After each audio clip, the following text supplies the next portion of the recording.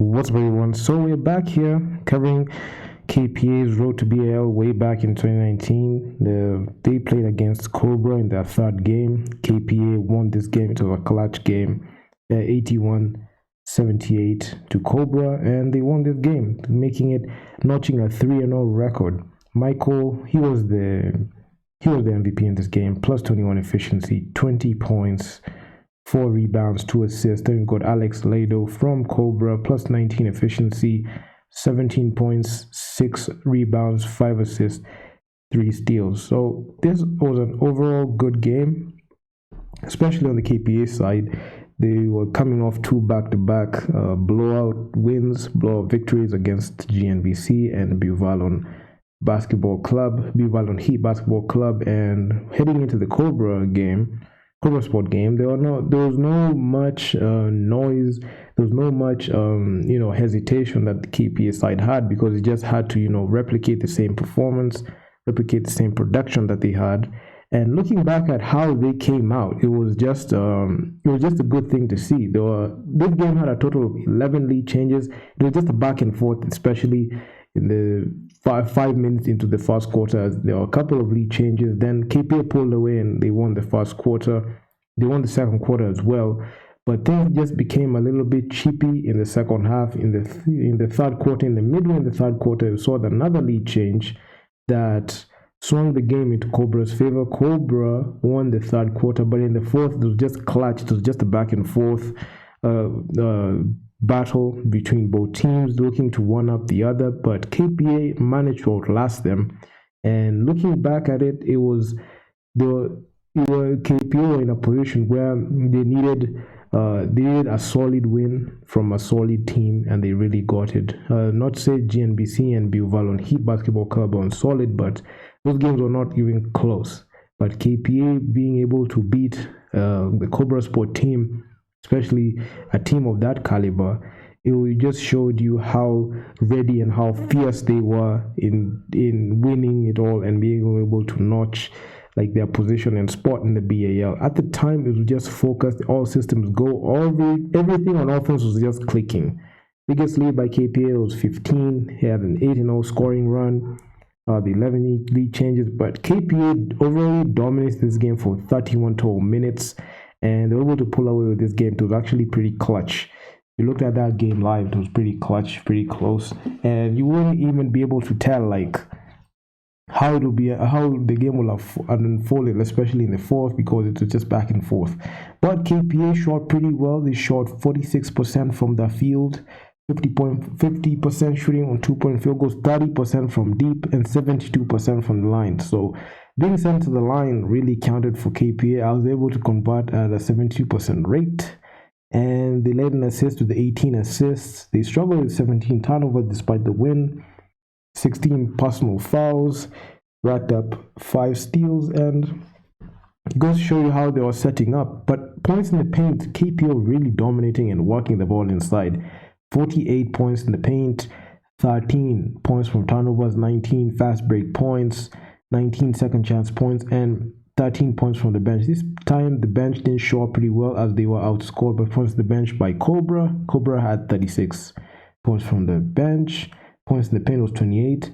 KPA really working the ball inside and really dominated inside, and this was just the difference. 48 total rebounds in the rebounds department. You can see KPA really out-rebounded Cobra by 18. 31 defensive rebounds, 17 offensive boards, and it just goes to show you how they were setting up on offense was actually pretty different, and not many teams were even ready to see. They were not ready to be able to match up with KPA's side. So yeah, Anthony Kidongo, he played 25 minutes, 11 points, 71% shooting from the field, and 1 steal, 2 assists, 4 rebounds. And Okal Kuranga, he played heavy minutes, 34 minutes, played 14 points, 29% shooting from the field, 4 from the line, 14 rebounds. So he finished the game with a double-double. The previous one with Buvalon Heat, he finished the double-double. This one, he continued his double-double streak, 14 points, 14 rebounds, 5 assists, struggled 3 personal fouls, 2 turnovers. He had 1 steal, plus 17. Michael, he was the MVP of this game. He played heavy minutes also. So 34 minutes played, 20 points, 63% shooting from the field. He had 4 rebounds, 2 assists. He struggled 3 personal fouls, 1 turnover, plus minus for +5. Valbuza, he didn't get a double-double this game, but he contributed major with his 16 points, 46% shooting from the field, 6 rebounds, 3 assists, 1 steal, plus minus for +9. Joe Bayodi, he didn't have the most points, but his still counted, and 19 minutes played, 9 points, 66% shooting from the field, and he grabbed 5 rebounds. So this game was pretty good for it was very good for like the whole team. Cobra just weren't able to find an answer for KPA. Kennedy Washir didn't play this game. Evans Kipchirchir Letting didn't play this game. Coach's decision. So Sam Kiki's squad were just winners. Like the way that they just set up on offense, it was just pretty different. And I feel like if they continue the same trajectory and they retain the same players, they will be able to challenge for even season 2. I don't feel like Lindsay will be able to like head on and move past them if they made the finals. If they made the finals and rematched to Lindsay, it would in 2019 maybe things would have been different. But all I'm just saying is the way these guys were set up for in 2019, it was just different. This time they were a stronger side. There was a reason why they three-peated.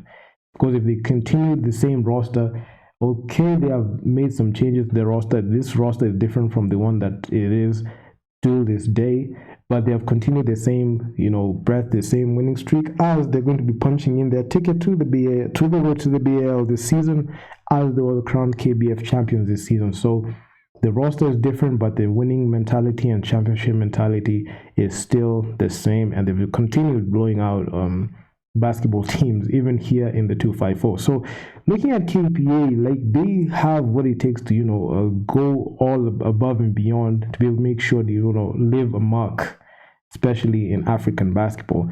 And looking at the way the BAL is set up, there's a high likelihood that they can be able to at least punch into the playoffs if they continue playing at this rate. I know a lot of teams are retooling. I know a lot of teams are gearing up for season 3, especially in the road to the BAL.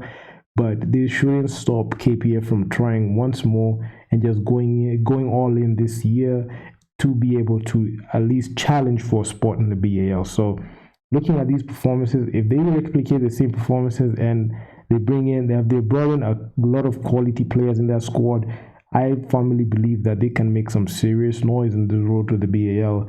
Not unlike the way Lindsay showed up in the road to the BAL in 2021 last year.